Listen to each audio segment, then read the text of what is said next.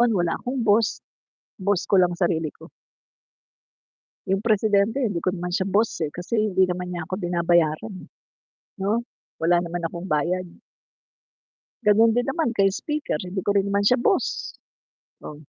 So, ang ginagawa ko lang talaga ngayon ay talagang, let's say, suporta coming from the heart, galing sa puso na suporta.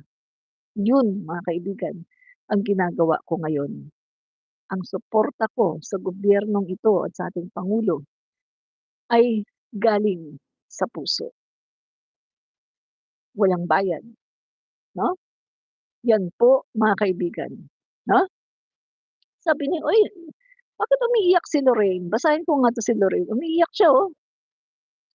Ah, Lorraine Rodriguez, "Kaya ka umiyak dahil wala ng ayuda." Panahon ni Duterte, panahon po ni Duterte 'yan. Doon ko lang naranasan umiyak. Sa buong buhay ko, hindi ako umiiyak dahil walang pambili ng pagkain. Never kong naranasan 'yan. Naranasan ko lang sa panahon ni Duterte.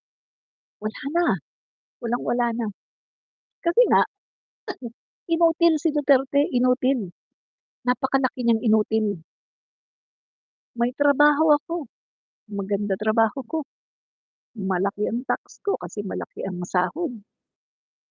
Ni-lockdown niya, na wala namang may COVID dito sa lugar, ni-lockdown niya. Hindi naman pala niya kayang pangatawanan na pakainin ang mga tao. My God, inutil talaga. Inutil, napaka-inutil talaga ni Duterte.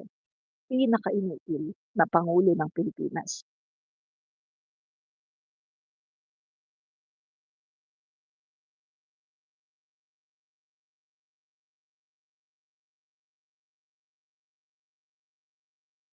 Kaya nga kapag nagba-vlog ako, 'yan talagang hindi ko makalimutan, 'no? 'Yan talaga, hindi ko talaga makalimutan. Si Duterte ay inutil. May Bayanihan Act 1, may Bayanihan Act 2, kung saan magbibigay ng ayuda kasi ni-lockdown niya. Katungkulan ng gobyerno na pakainin ang mga Pilipino dahil ni-lockdown. Pero anong nangyari? Walang ayuda, wala. Mabuti na lang may mga private citizens na mga mayayaman na naglakas ng loob na magbukas ng mga community pantries para ang mga Pilipino, ang mga kapwa Pilipino ay makakain at hindi mamatay sa pandemic. Naalala niyo ang daing ng mga Pilipino during Duterte? Ang sabi ng mga Pilipino, "Hindi kami mamamatay sa COVID, mamamatay kami sa gutom." Yan ang sinasabi ng mga Pilipino. Hindi mamamatay sa COVID, kundi mamamatay sa gutom. Oh, 'di ba? Yan po mga kaibigan ang katotohanan. Si Duterte ay isang inutil, ang pinaka-inutil sa lahat ng pangulo na nakilala ko. Kasi ramdam ko, walang pangulo sa panahon ni Duterte. Walang pangulo na nagki-care, walang pangulo na bumababa para hatdan ng mga makakain, ng mga ayuda ang mga Pilipino. Walang pangulo na nagki-care. Anong sinabi ni Duterte? "Bahala kayo, mahirap kayo, mamatay kayo sa gutom, PI." Yan ang sinabi ni Duterte. Dali, pakita ko sa inyo, "Mamatay daw tayo sa gutom." Yan ang sabi ni Duterte. Wala siyang pakialam, 'no? Habang sila ay humihiga sa bilyong-bilyong pera, ang mga Pilipino ay kini-curse niya na mamatay daw tayo sa gutom. Tingnan mo anong klaseng pangulo ng Pilipinas yan, 'di ba? Ah, mahirap kayo, mahirap kayo. Eto,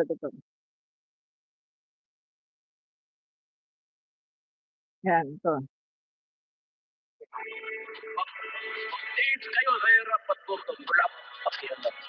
hate corruption. Hindi ako nagmamakalimit. Marami rin akong nanakaw pero naubos na. Hirap kayo. Marami siyang nanakaw.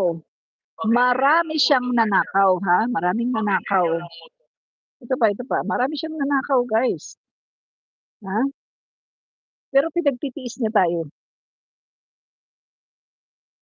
Hirap pagtutog, wala akong pakialam. Magtiis kayo sa hirap pagtutog, wala akong pakialam. Diba?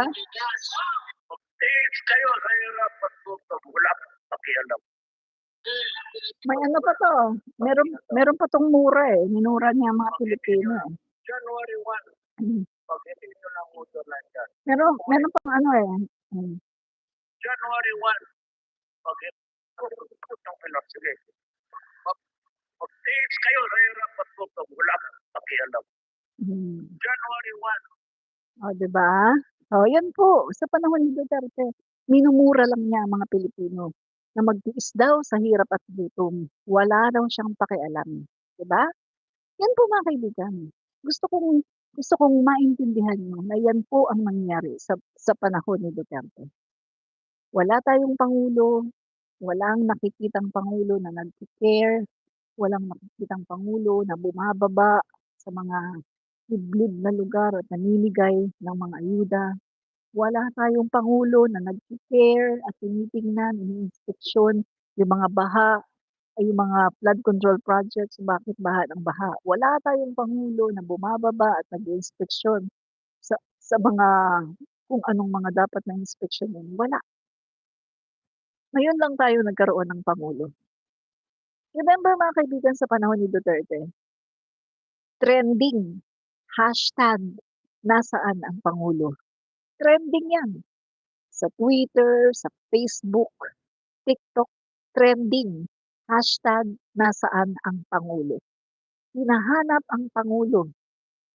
Every time na may bagyo, na may baha, na may mga kalamidad, hinahanap si Duterte. Nasaan si Duterte? Nasaan ang Pangulo? Hindi maramdaman ng mga Pilipino ang presensya ni Duterte. Kasi nga, nagkakadahirap na ang lahat, binabaha na ang lahat. Si Duterte, ayun, natutulog sa kanyang kulambo.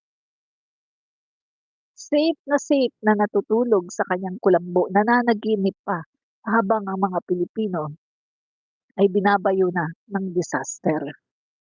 Kaya sa panahon ni Duterte, sumikat yan, hashtag, nasaan ang Pangulo?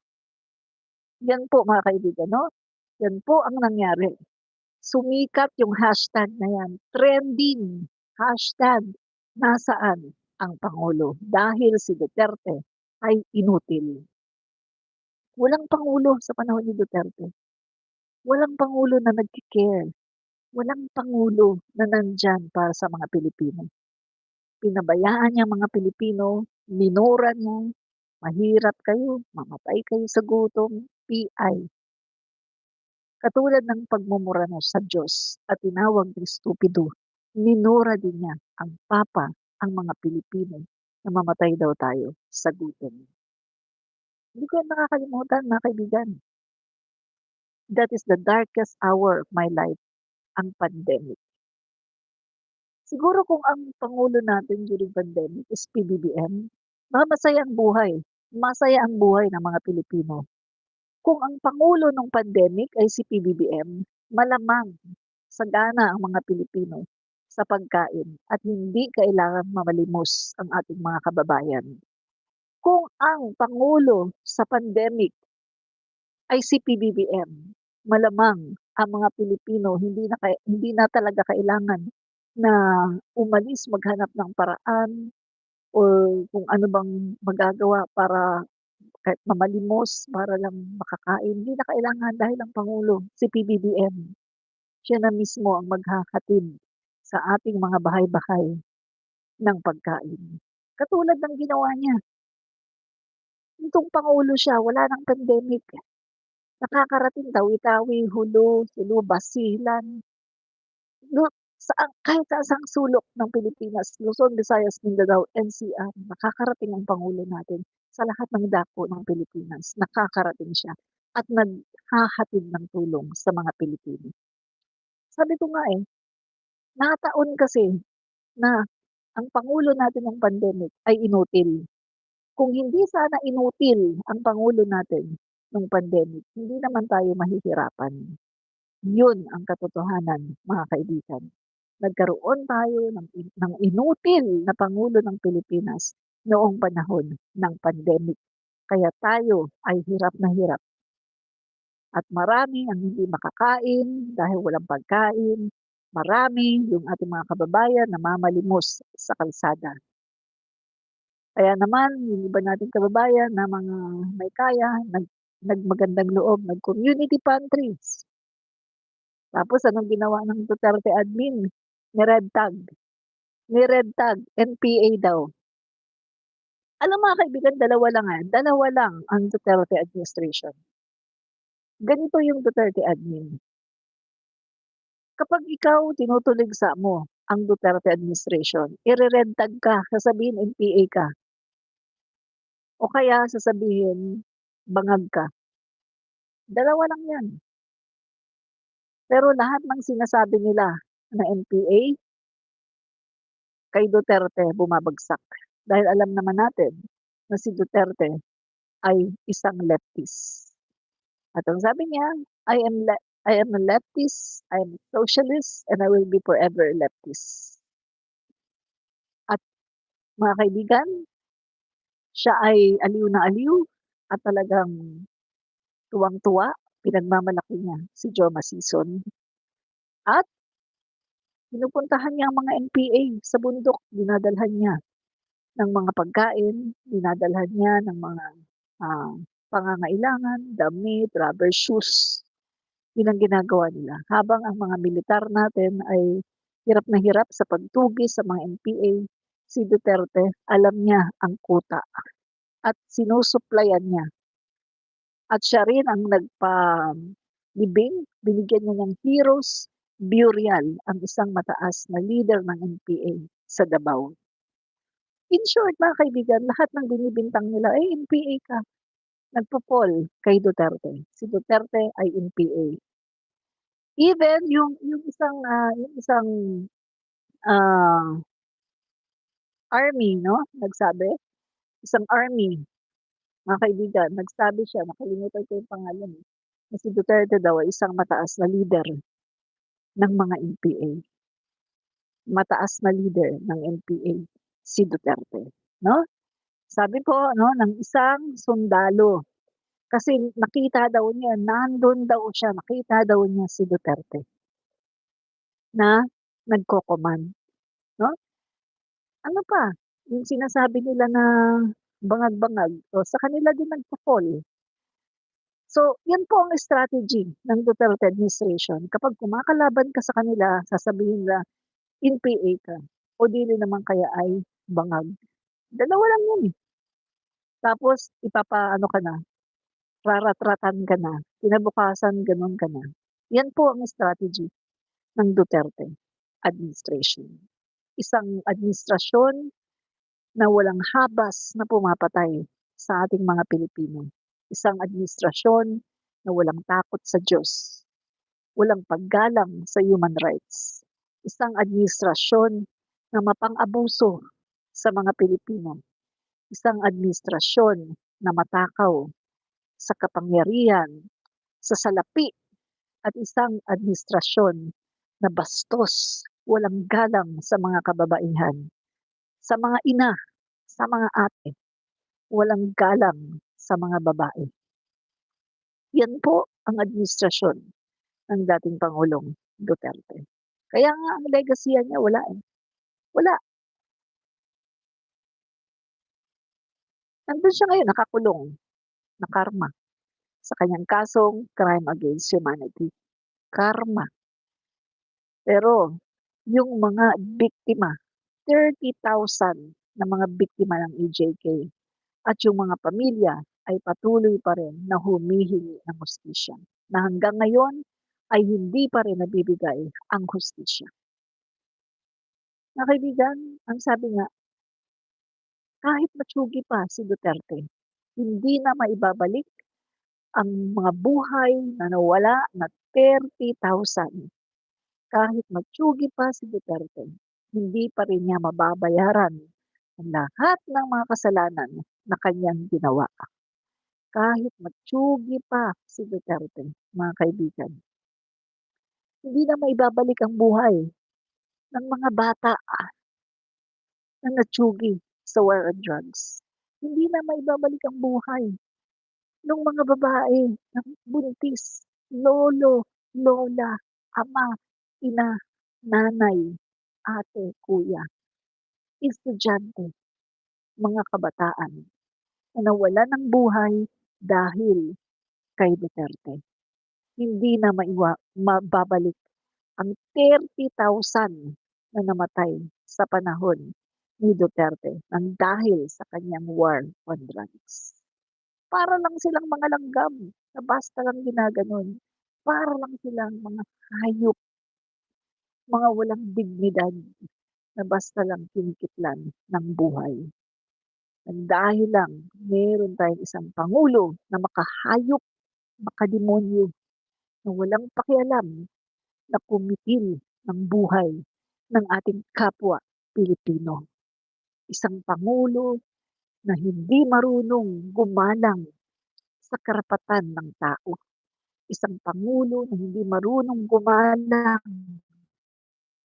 sa karapatan ng mga Pilipino. Walang Diyos. Isang pangulo na hindi naniniwala sa Diyos. At isang pangulo na conceited, selfish, na ang kanya lang iniisip ay ang kanyang sarili at ang kanyang pamilya. Paano magpayaman, kung paano iangat ang kanilang buhay, magkaroon ng power. Pero wala siyang plano ng mga Pilipino ay gumanda ang buhay.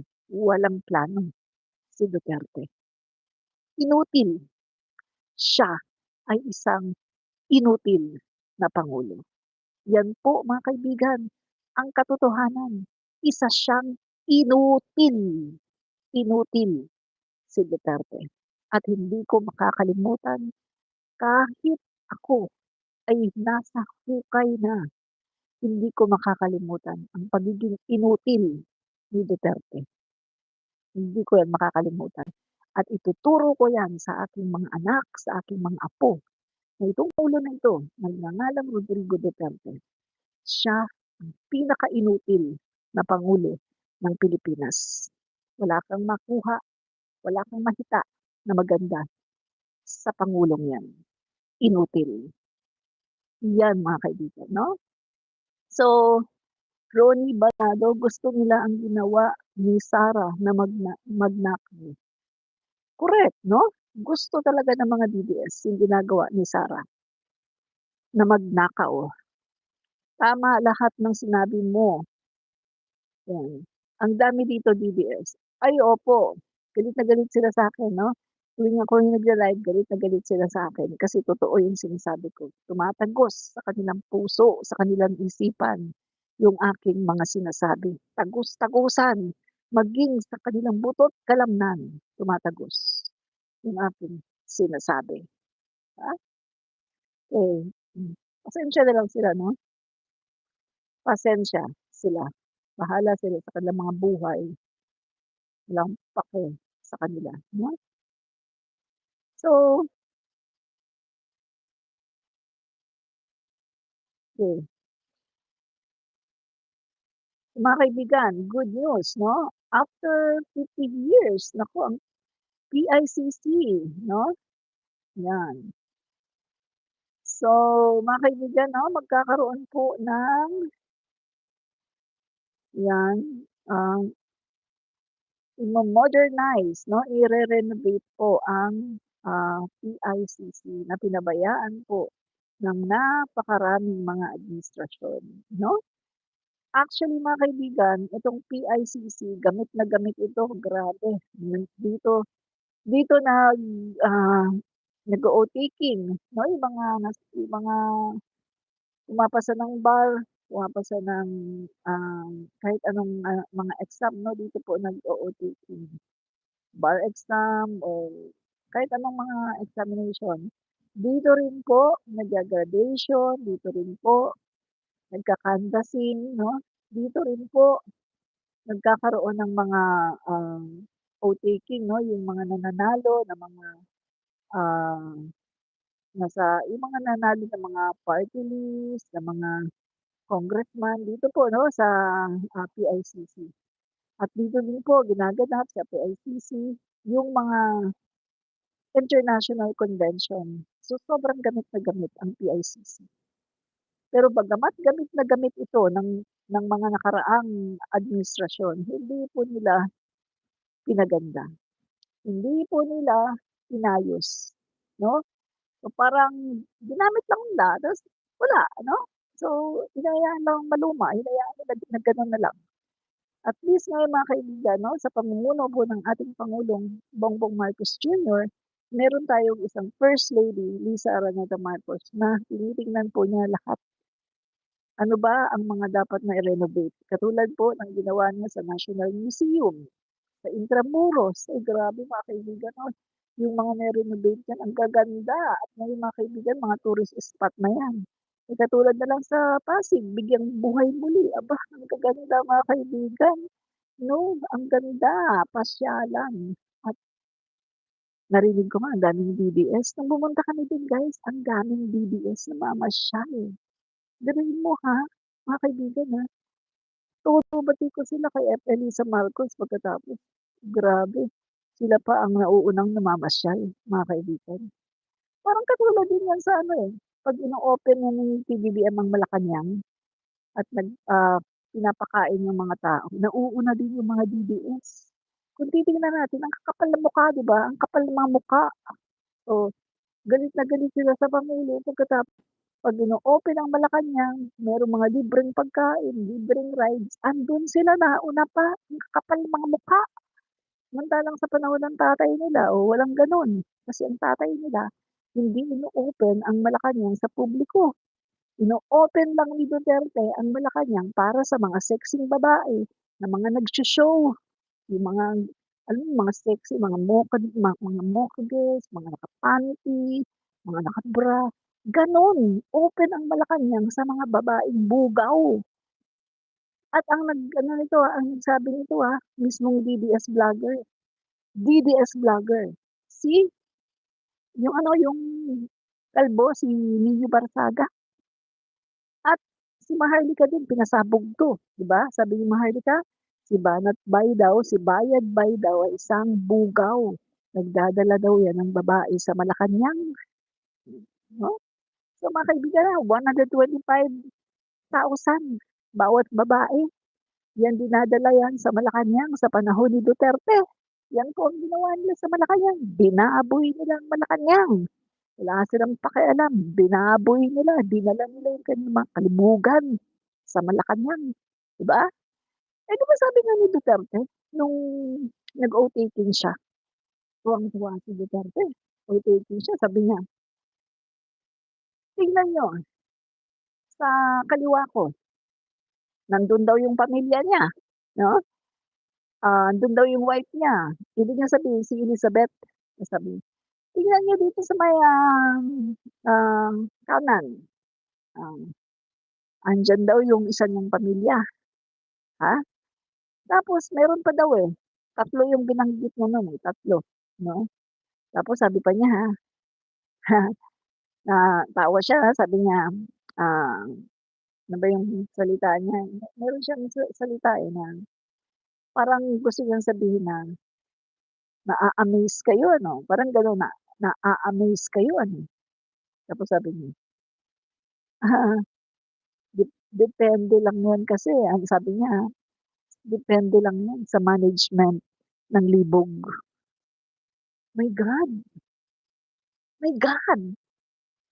Yung pangulo niyo gano'n, ipinagmamalaki niya na 3 yung kanyang asawa.